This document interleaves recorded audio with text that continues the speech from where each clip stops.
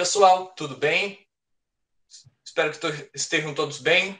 Hoje para mais um encontro aqui, mais um episódio do nosso canal Educação e Ciências da UFCM. Sejam todos bem-vindos a esse episódio. A mediação hoje será realizada por mim e pela minha colega Rosiele. No encontro de hoje temos como tema a formação de professores e a pesquisa na educação básica. E para nosso encontro virtual, vamos dialogar com dois professores que trazem suas experiências sobre o assunto.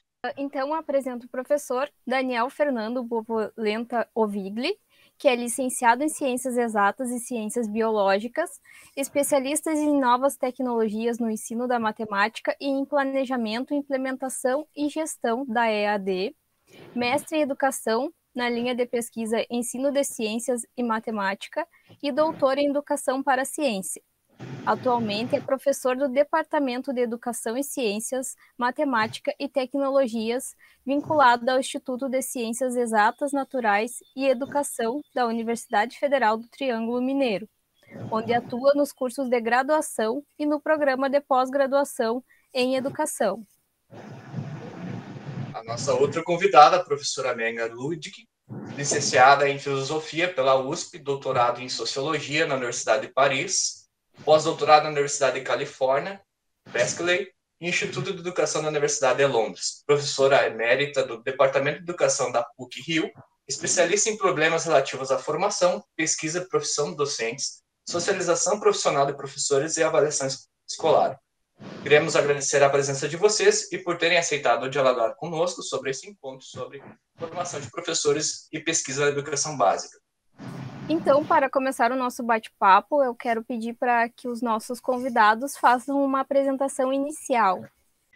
Então, tem muita coisa dentro dos temas. Eu estou aqui com a primeira mensagem de vocês, onde vocês listam alguns temas, além do tema central, que é aberto, muito bom, eu gosto muito, o Daniel gosta também, mas vocês tinham alguns subtemas e tal, então eu tenho vontade de falar sobre todos, mais sobre alguns do que sobre outros, mas o melhor para nós era falarmos do que a gente gosta, o que a gente entende um pouco, o que a gente gostaria de discutir, de ver discutido com vocês, sabendo que são apenas alguns dos temas, muitos que vocês abrem. Eu queria começar também felicitando vocês e o programa, queria saber até um pouco mais, foi Larissa que fez o primeiro contato e tal, muito bonita essa ideia de vocês estimularem o envolvimento da ciência desde cedo e da pesquisa desde cedo. Imagina agora que nós estamos sofrendo horrivelmente o país inteiro com o negacionismo da ciência e, ao mesmo tempo, o brilho das ciências de saúde, conseguindo produzir vacinas em tempo super recordes. Essa é uma coisa inacreditável. Como é que a gente convive com duas realidades tão diferentes? O Brasil, eu sei que não tenho a menor dúvida, que é um país extremamente potencial, para não dizer já real, já presente, chega de ser o país do futuro só, que é também. Passado que a gente não tem grande coisa, tem umas coisas que a gente também gosta muito, mas pesa sobre a gente, como é o racismo, essa coisa que a gente está, graças a Deus, lidando muito mais de frente com isso. Mas a introdução dos jovens e das crianças, não tem dúvida, no que é pesquisa, no que é ciência, é hiper necessário.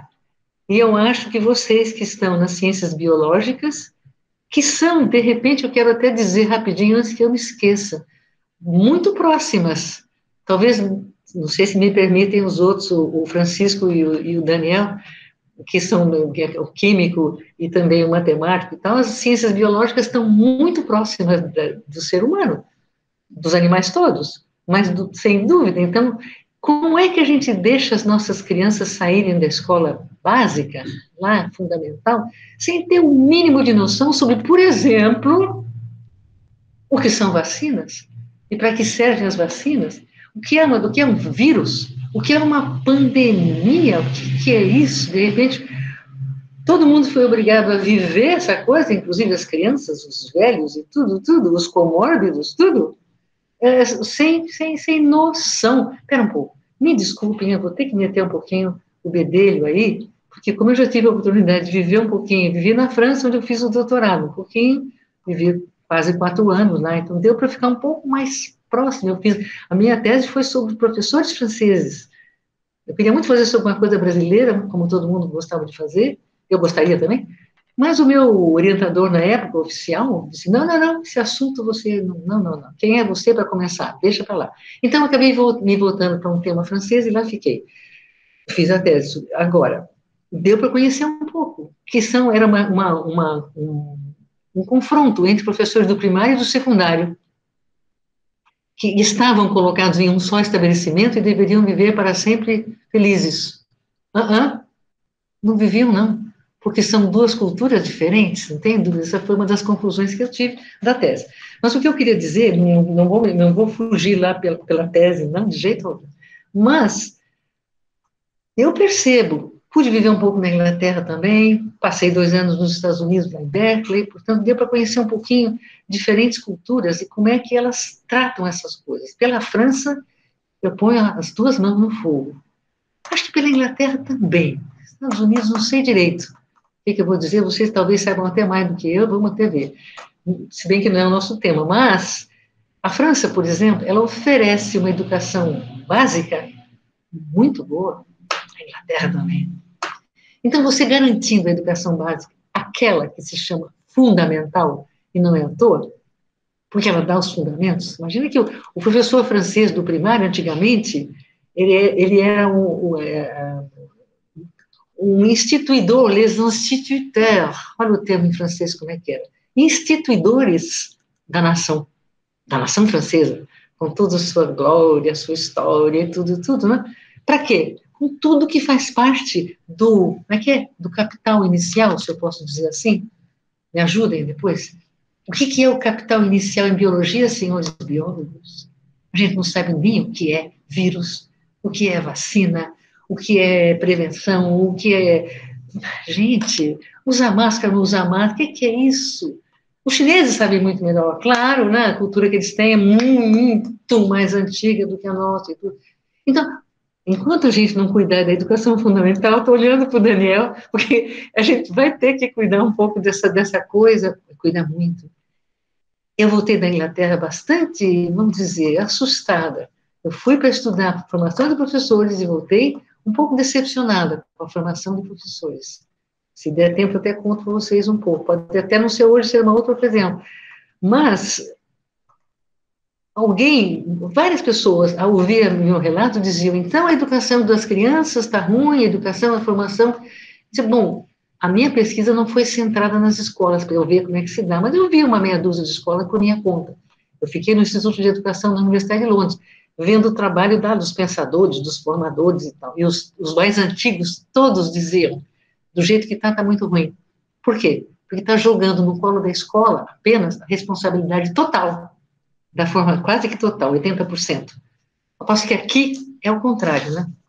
A gente tem 85%, se eu posso dizer, por conta da universidade, que não sabe cuidar direito, meus queridos biólogos, não sabe cuidar direito da formação na prática. Larissa, socorro, socorro. Então, temos que cuidar disso. Então, na Inglaterra, eu dizia, quando me perguntavam, não tem muito perigo, não. Porque os professores todos já têm, da sua formação, os fundamentos. Nós temos, meus queridos. O que vocês podem falar? Jovens professores, brilhantes pesquisadores, tudo, quase doutores. Daniel já doutor, com certeza. Sabe dizer com certeza como é que é a formação, a prática na formação de professores, a capacidade do professor fazer os alunos aprenderem. Ele pode entender muito de física, pode entender muito de biologia, pode entender muito de química, de matemática. Se sabe ou não fazer com que a criança aprenda, é outra conversa.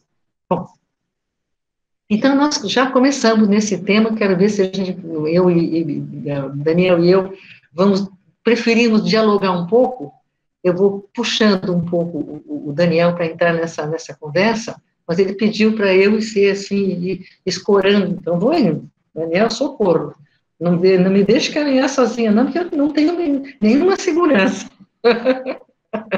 Estou brincando. Mas acho que, ao conversar, então, a começar tratando dos temas que vocês propuseram, o tema central do trabalho de vocês, a relação do estudante lá do ensino fundamental com a pesquisa, com a ciência, com a construção do conhecimento. Como é que é isso? Eu adoraria que vocês me dissessem que sim, vocês sabem como chegar até lá e tal. A gente vê que não. A gente está com dificuldade com a pandemia, então nem se fale. Nós deixamos para trás, faz 1 ano e meio, as crianças que precisavam ser alfabetizadas. Eu estou muito sentida conosco mesmo, com nossos professores queridos. Eu acho que os professores tinham que ser tratados como os médicos, como grupos prioritários, ultra necessários para continuar trabalhando com aquilo que é o mais importante da nossa cultura, que são os futuros, os cidadãos, já são cidadãos, mas eles têm que aprender por conta deles. Não adianta você ser um doutor, saber muito bem, conhecer muito bem a sua matéria, que é o que acontece em geral na nossa formação de professores. Já vou anunciando para vocês. A gente se interessa muito mais pela formação no conteúdo, que seja em física, em biologia, em matemática, ou em antropologia, em literatura, em inglês, em espanhol, domina perfeitamente a literatura hispânica. Nada, porém, como é que é para fazer aprender? Isso é por conta da educação. Não é. Vamos lá, que na segunda parte da nossa fala eu vou voltar para falar um pouquinho sobre isso. Por enquanto, então, eu gostaria de lembrar, depois quero que o Daniel, por favor, ajude a entrar. E vocês que também estão aí trabalhando já com educação básica, ajudar a ver a dificuldade de vocês chegarem perto dos pequenos estudantezinhos lá que precisam aprender o quê? O que vocês despejam com o conhecimento chamado, desculpem, a palavra péssima, em aspas, acumulado. Conhecimento não se acumula, não é uma coisa que está parada, ele se cria sem parar, ele é vivo, não para de crescer, e crescer às custas de quem? De quem pensa. Então, o cientista futuro, porque a fala do Artacho ontem foi excelente. Recomendo a vocês que são craques para buscar essas coisas, essas gravações, entrem na Cultura, na TV 16 aqui no Rio, não sei qual será aí para vocês. Mas eles fornecem sim. Eu acho que essa gravação quase que pode ir inteira, tal qual, acompanhada pelos professores, é claro, né? Mas é excelente, porque o Artacho dizia assim, Paulo Eduardo Artacho, infelizmente, o que a gente passa no ensino de ciências, nas escolas de educação básica, são fórmulas, são conceitos, assim, gerais, e que são passados, assim, como se fossem expostos e falados, está tudo entendido. Não é assim de jeito nenhum, porque o que a gente faz é decorar as fórmulas. No nosso tempo era assim, infelizmente. Agora já não é mais, não podemos continuar com essa situação de despejar em cima do aluno uma coisa que está acumulada. Ao contrário, despertar nele o interesse por conhecer o que disse o Artacho. A gente não sabe, nós, meia dúzia das coisas que regem a nossa vida de todo dia. Por exemplo, o que está na base de um telefone celular? O que está atrás da televisão que o pessoal passa horas e horas e horas na frente? Não sei. Eu não sei, ninguém sabe, não interessa. Como não interessa? Diz ele.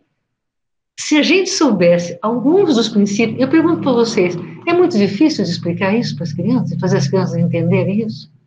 Vocês acham? Que criança não entende o que é que está por dentro do celular, o que está por dentro da televisão, do rádio, do ferro de passar, do liquidificador, sei lá, de tudo, do micro-ondas.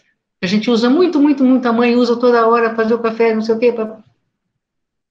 Diz o Artacho, se a gente soubesse, para nós já é bom, mas para o país, para a nossa cultura seria muito bom para o respeito que a gente ia ter com as coisas da natureza, as coisas que se gastam, que se desperdiçam, etc.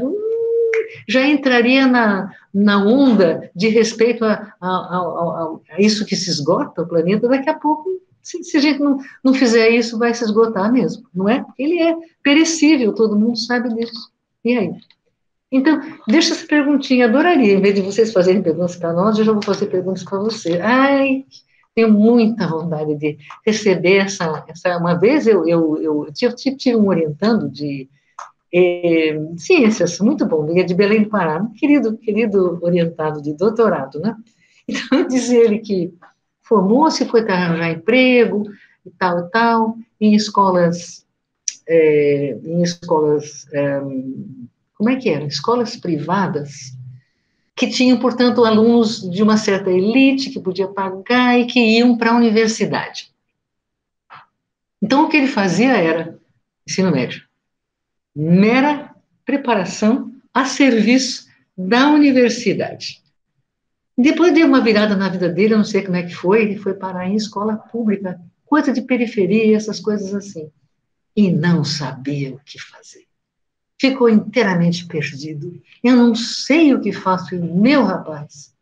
É aí que entra você com todo o seu valor, porque é provavelmente a última oportunidade que esses jovens têm de ter contato com um professor de ciências. Ai, que beleza! Como você pode... Por favor, ensine para ele higiene, vacinação, alimentação, postura, tudo a ciência pode entrar na vida do cidadão. E maravilha, eles vão sair, vão para a universidade, porque eles não vão para a universidade. Ah, que pena, não vão, né? Eu não deixo de lastimar que não possam ir para a universidade. A gente pode até discutir isso, mas em outra ocasião. Por que que a gente... É bom ir para a universidade? Não tem a menor dúvida, né, Daniel? Quero ouvir você também. Mas, muito antes de ir para a universidade, é preciso ter essa formação que o cidadão francês tem. O garçom, o motorista, o porteiro, tem. E tem, ainda por cima, tem um certo conhecimento de lei, sabe se defender, se for preciso, sabe reclamar, brigar dentro da lei, tudo. Precisa todo mundo ir para a universidade para saber isso? Não. O que é isso? Então, o rapaz, ele demorou para perceber, mas quando percebeu, ele ganhou, né? Eu acho que ele ganhou a cidadania de professor de ciências, quando entendeu o que da ciência ele podia levar para a gente que precisava. E ainda por cima, faço uma pequena queixa para vocês, né? Alunos que chegam no ensino médio depois de uma trajetória dificilíssima, né? Aquela coisa que vai chegando, chega no ensino médio, ainda é excluído. Ou então, pior ainda, que um querido ex-orientando meu estudou esse assunto, que eu acho excelente, ou então é empurrado, assim, passa a mão na cabeça e aprova, sem fazê-los aprender o que eles têm direito de aprender. Então, o direito de aprender, meu Deus, vou falar mais um pouquinho, Daniel, e já passo para você, que é a história, aquele recado que eu quero passar do meu querido amigo, lá da Inglaterra, um pensador, eu tenho a impressão que agora é um dos maiores, pensando sobre currículo, conhecimento, que é o Michael Young. Meu amigo há mais de 30 anos, e agora, nessa última vez que eu estive na Inglaterra, 16 para 17, eu estive bastante com ele, continua firme pensando naquilo que ele acha que é importante, eu acho muito bom, né? Tem várias coisas traduzidas do Michael por aí. Pelo menos um livro tem, de Portugal, muito bom, eu acho que está até por aqui.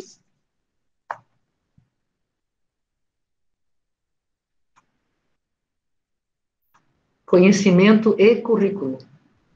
Do socioconstrutivismo ao realismo social na sociologia da educação. Então, Michael fala da importância do bom conhecimento que todo mundo tem que ter acesso. O que é vocês, cientistas, sabem melhor do que a gente o que é. É fácil de dizer o que é bom nas ciências exatas e da saúde, porque tem a história das evidências, que nós não temos nas ciências humanas, né? As evidências são difíceis de você conseguir para provar isso aqui. Deus me livre de falar em verdade, né? Verdade, vocês sabem que meu querido amigo Leandro Conder, Leandro Conde, eu estou aqui com a minha amiga Solange, que me lembrou. Leandro Conde, importante. A gente brincava, os dois, ele, colega da PUC, já se foi, infelizmente, já está lá em cima. Então, a gente dizia, verdade, né? É verdade. A ciência vai falar em verdade. O que é verdade? Hoje é, amanhã não é mais, então verdade não. E verdade é uma palavra que a gente não pode nem pronunciar mais, não é verdade? A gente não para de falar em verdade, né? Mas, de fato, o sentido dela é aquilo, acho eu, que a gente pode aproximar. Não sei vocês o que acham, cientistas atuais, já em futuros, enfim, é a aproximação através da inteligência e da capacidade da gente de pesquisar. Faz a pesquisa se aproxima o mais que for possível daquilo, entre aspas, chamado verdade, aquilo que se aproxima do que é, mas pode não ser. Então, você vê que o Galileu superou o Copérnico, o Newton superou o Galileu, o Einstein supera o Newton, e vai por aí, o Newton já está sendo superado pela mecânica quântica, sem dúvida, então, vai, mas todo mundo vai fazendo o que pode. Se a gente não fizer o que pode também, com a nossa capacidade de estudar, de fazer, o que é pesquisa, né? É construção de conhecimento o melhor que a gente puder. Todas as crianças de uma escola, todas, me desculpem insistir nisso, né? Tem aquela quantidade de crianças que têm necessidades especiais que estão fora. No resto, todas elas são capazes de aprender essas coisas essenciais. O que são? A gente está esperando de vocês, queridos jovens, que aproximem mais a gente dessa história, currículo. O que é o currículo? Como é que a gente compõe o currículo com essas coisas que são científicas, se a gente pode dizer? Como é que a gente lida com isso? E, então, isso eu acho que é um desafio. Estou parando por aí, viu, Daniel? Já falei 10 minutos, pelo menos. Então, agora quero muito ver você, Daniel. E os outros também, claro. Mas a gente se aproxima com os melhores métodos, o maior cuidado, a maior atenção, a maior honestidade, e tudo isso são partes componentes da formação do cientista e do trabalho do cientista, não tem dúvida. Né? E depois a divulgação, né? Eu estou muito brava com esse meu querido ex-aluno de mestrado, que fez o doutorado com outras pessoas e tal, mas ele chegou a essa belíssima conclusão de que os professores muito bons, não sei se vocês se enquadram nessa categoria, né? Muito bons, muito sérios, bem qualificados, trabalhadores, responsáveis, tudo. Mas, na hora de avaliar, eles lidam com a avaliação como aquela coisa que é uma barreira intransponível e que desajuda. Eu acho que essa noção de avaliação só atrapalha a vida do professor. Por quê? A avaliação boa para o professor, né, Daniel, é aquela que mostra para o professor e para o aluno, sobretudo, seus pais, etc., o que está faltando. O que está faltando para o professor se aproximar mais do aluno, de tal forma que o aluno aprenda. Se ele ficar pelas impressões e tal, pode por acaso acertar. Mas se fizer uma boa avaliação, mas o que ele tem que fazer? Percebeu que o aluno não está sabendo? Por favor, não passa a mão na cabeça e passa a boiada. Vai empurrando, porque é um desserviço para o aluno. É a última oportunidade, às vezes, que tem com o meu querido estudante lá de Belém, de ter um contato sério, legítimo. Ele tem direito de acesso, como diz o Michael, ao conhecimento importante. O que é o conhecimento importante, minha gente? Poderoso, powerful knowledge, é uma expressão que o Michael criou e que levantou muita discussão, porque de repente confundiam com o conhecimento dos poderosos. Claro que os poderosos têm esse conhecimento, claro, eles têm tudo.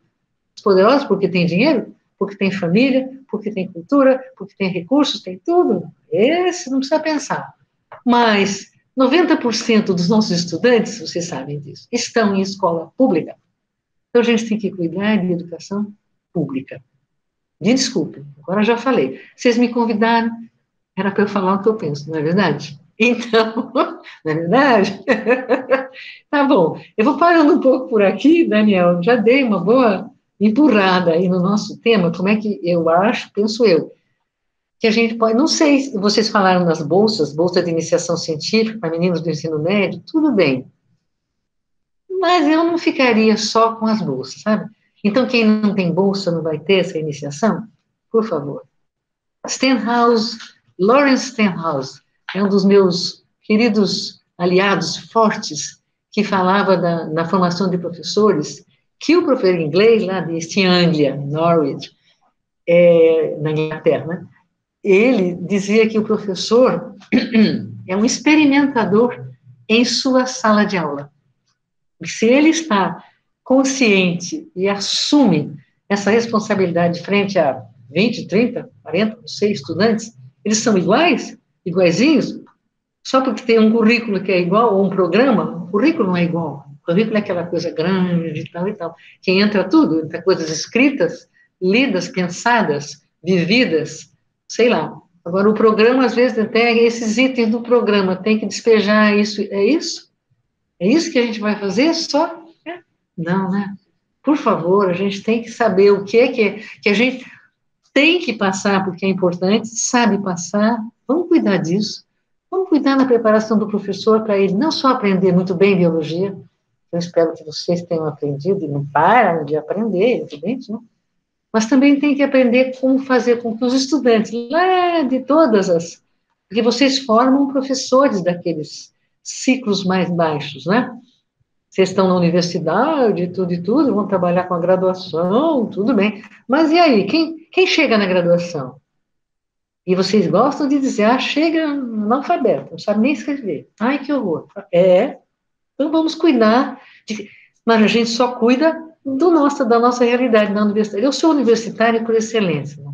Por favor, e defendo mesmo, saio com brigando mesmo pela universidade, não tenho dúvida, mas me queixo bastante, me sinto no direito, no dever de criticar a nossa querida universidade, porque no campo da formação de professores, a gente deixa a desejar, mas a gente precisa de vocês, muito. Ver como é que a coisa está saindo, como é que a gente muda, como é que é coisa velha. Antigamente, aquela educação que era para uma elite, como eles dizem, era até boa. A minha mãe fez, os irmãos dela fizeram e tal, moravam, meu avô era sitiante, plantava um pouco de café lá no interior de São Paulo. Vocês já perceberam que eu sou paulista, né? Pela fala, né? Ou não?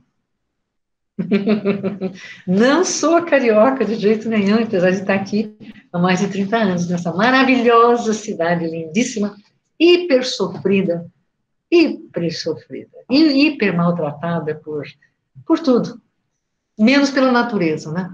Que, aliás, a natureza está sendo muito, muito sofrida também, né?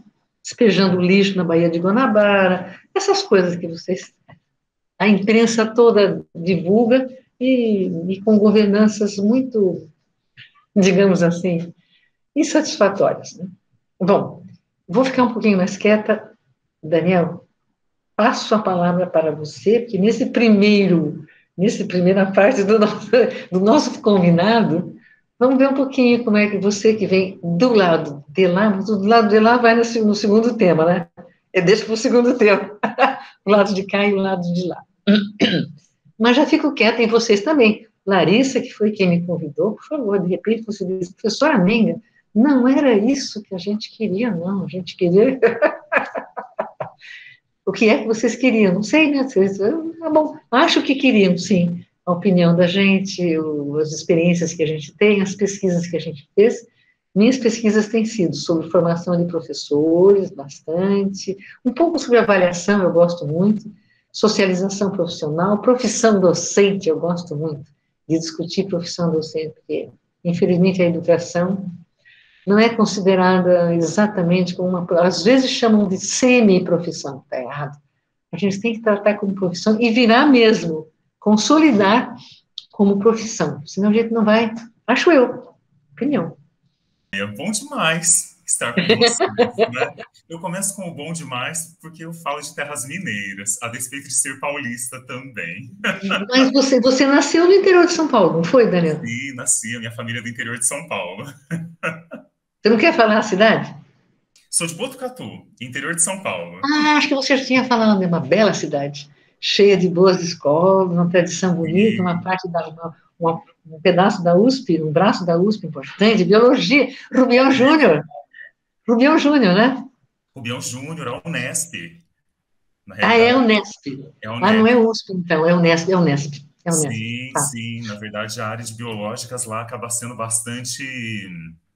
consolidada, não é? Biológicas e saúde, de modo geral. Então, sou de lá.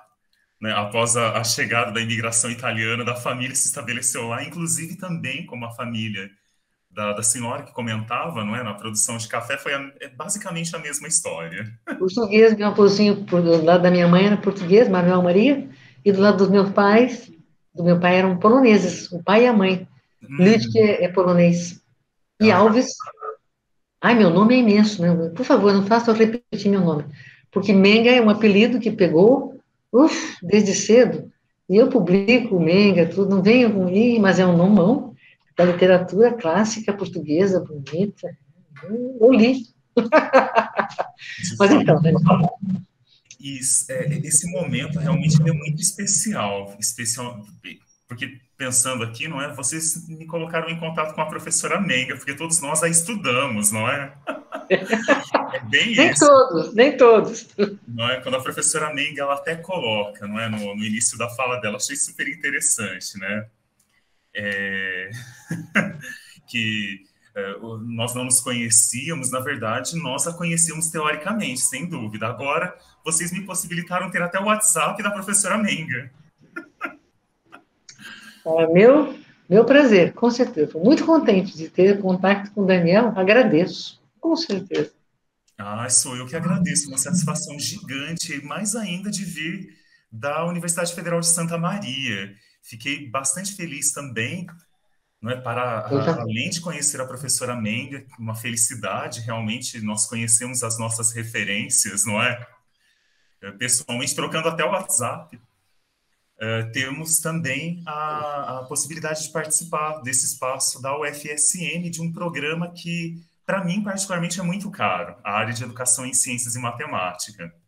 Um programa e uma área, não é como um todo, porque eu sou doutor em Educação em Ciências e Matemática, sei que vocês também são doutores ou doutorandos no programa de Química da Vida e Saúde, não é? Que tem aí na UFSM, interessantíssimo, na verdade, acaba sendo uma das referências no Rio Grande do Sul, no âmbito dessa área. Muito agradável falar também no âmbito de um canal que, assim, eu me sinto em casa. E a professora Menga já trazia até as questões, realmente, quando nós conversamos antes desse nosso bate-papo de hoje, ela falava do lado de lá, né? Pensando nas nossas formações específicas aqui enquanto educadores em biologia, em física, em química, que somos. E eu penso que a área realmente, eu não preparei a apresentação, na verdade, a professora Menga e eu conversamos de realmente um bate-papo.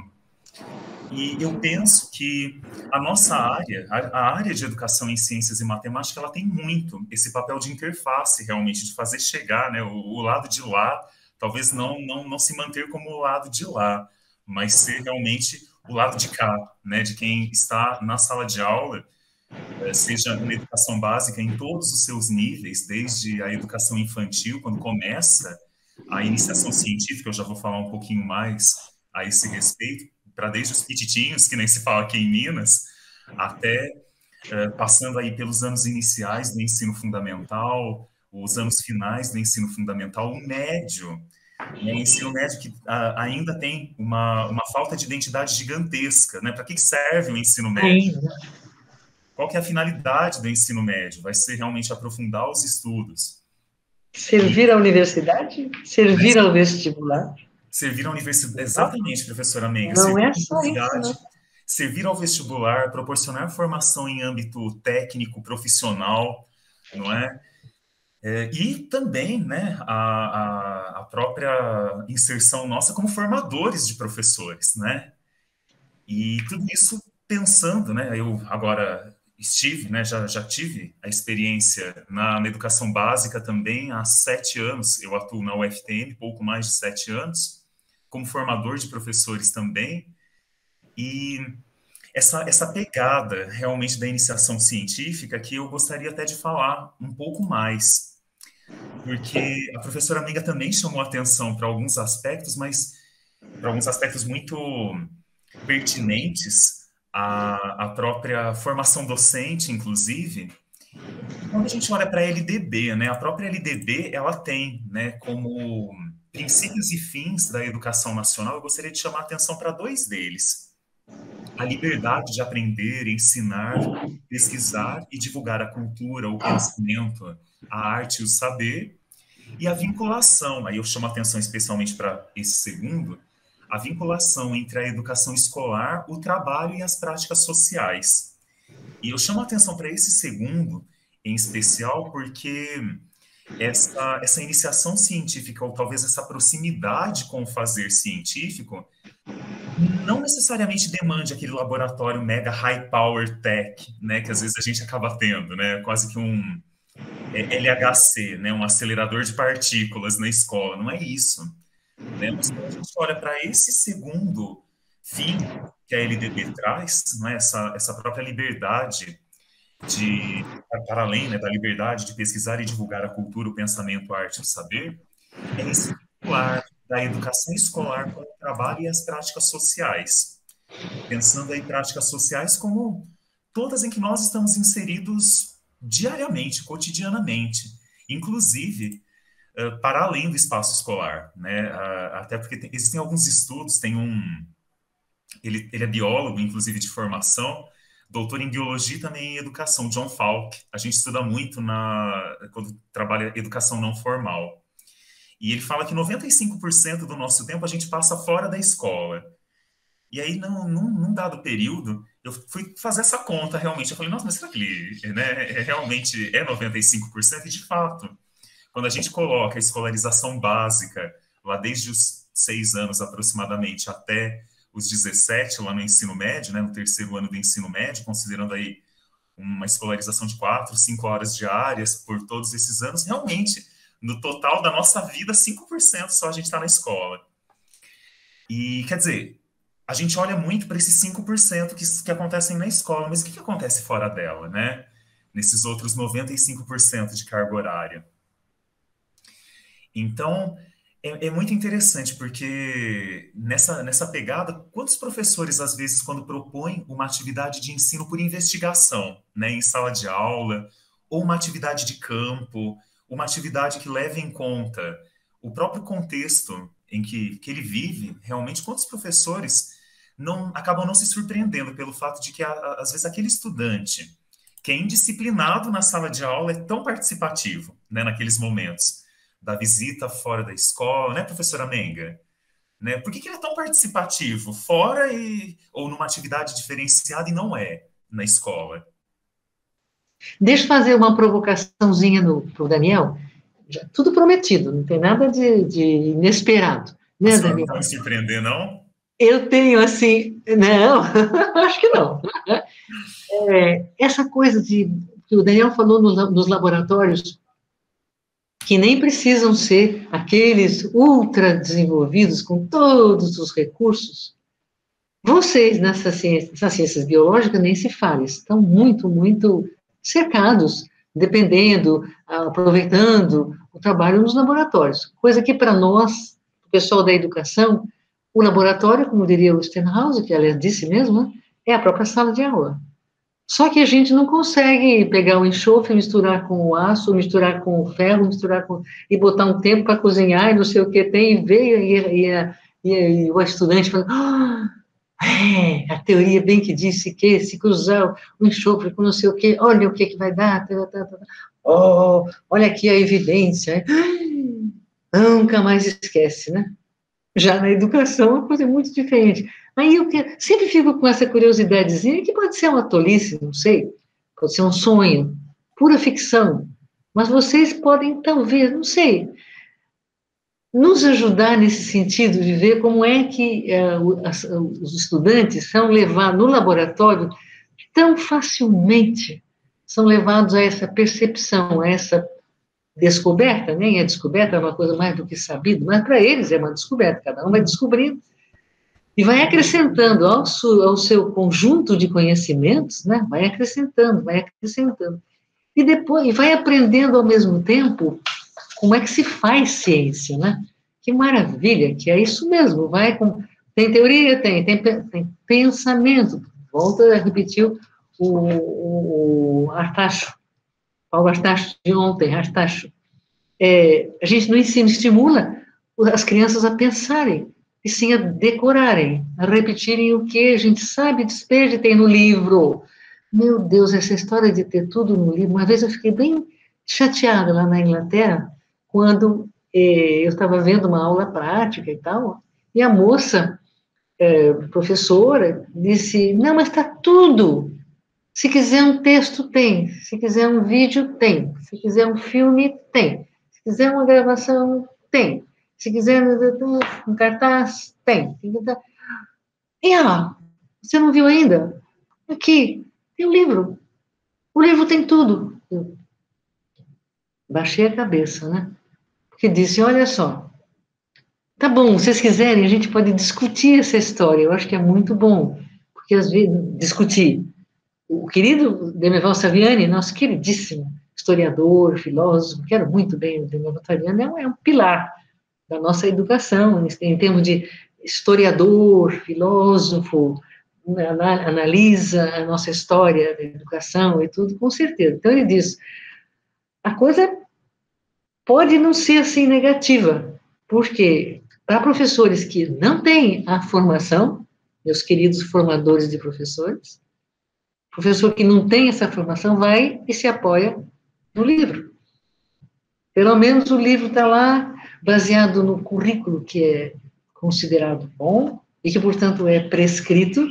Olha lá que eu já estou dizendo que a tristeza do currículo já levar de embrulho a criatividade, a liberdade, a autonomia do professor, que tem que passar para a autonomia do aluno pensar.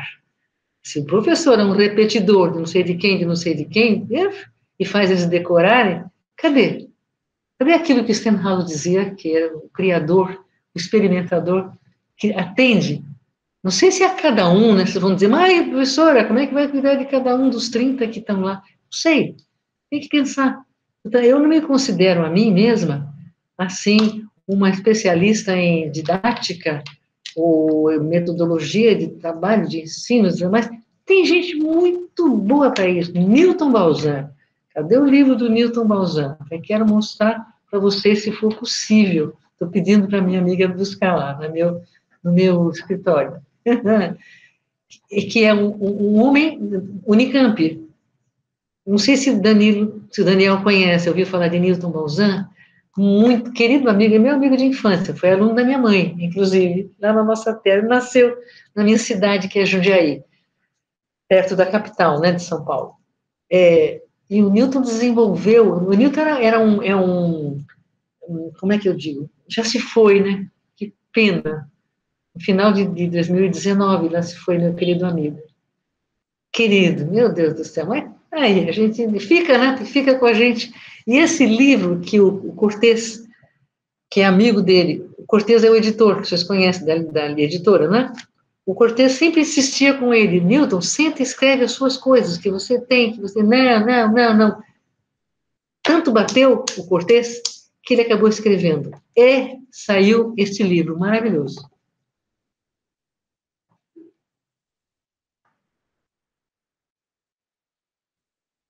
Conversa com professores. Conversa com professores. Do fundamental à pós-graduação. Esse é o Newton. Excelente. Ele juntou, são capítulos, até tem coisas já publicadas e tal. Ele reuniu, mas o livro ficou muito bom. Sobretudo, o auxílio, o apoio que dá para o professor que está meio perdido nos cursos de graduação. Quando vocês começarem, Daniel já é. Daniel, o seu exemplar já está reservado, viu? Não compre. Porque já comprei, para você. Professora Menga. Você vai, mas daí você tem que fazer um comentário. Vamos fazer. Muito bom. Newton trabalhou num ginásio vocacional que pouca gente no Brasil conhece. Quem é de São Paulo ouviu falar o que é vocacional. Isso deu para o Newton a semente dessa coisa que vocês estão fazendo agora. O Daniel sim, porque o Daniel é paulista. Então, fora de São Paulo, ninguém sabe o que é vocacional. Foi excelente. Um ginásio de tempo integral, era ginasial naquele tempo, né? E que fazia meninos e meninas aproximarem-se das práticas mais importantes, enfim, as matérias básicas todas, muito bem. Mas aí tinha as práticas. Cada ginásio, cada estabelecimento tinha que instalar pelo menos 2 das práticas, que eram práticas comerciais, práticas industriais, práticas agrícolas e domésticas. Em geral, as domésticas, para meninos e meninas, que tomavam conta cada semana, porque passavam o dia, então tinha comida na cantina, os meninos tomavam conta também, como as meninas. O que vai comprar, o que vai fazer, como é que é, como vai servir, o que... esse livro do Newton é excelente, excelente. Era para dizer esse sonho que a gente tem, que vocês que estão sempre usufruindo da vida em laboratório, se vocês poderiam talvez passar para a gente, não sei, é impossível, né? Tem mesmo uma distância muito grande entre o que vocês fazem, as evidências que vocês têm na mão, assim, misturando uma coisa com outra e tal, e as coisas que a gente faz misturando na cabeça das crianças. Não tem alguma coisa que eu sempre fico esperando que vai ter um insight, uma coisa assim, que de repente, o que acontece no laboratório? Porque as pessoas, os estudantes veem o que está acontecendo, é isso? Eu não vou abrir mão dessa minha provocação tão cedo, viu? Porque vocês dispõem, né? Vocês dispõem desses recursos maravilhosos, das evidências, e nós não.